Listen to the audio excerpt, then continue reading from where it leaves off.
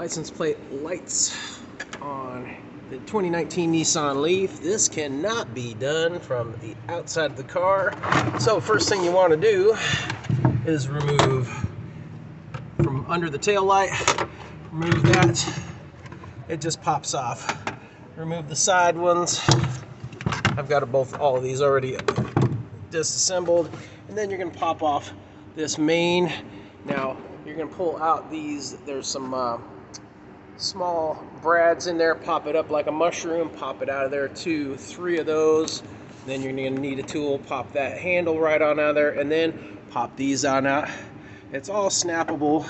Pretty easy. Give it a firm tug, and then you will be free to find your license plate sockets right here. And I've already got this one pulled out. It's a quick turn to the left, and that'll expose your light right there. We're going to expose this one.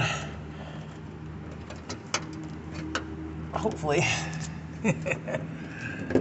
All right, there's the left turn crank. That one was a little tight. All right, we're upgrading these with the some super brights today, and we're gonna make those nice and bright. We'll show you what they look like when we get them done.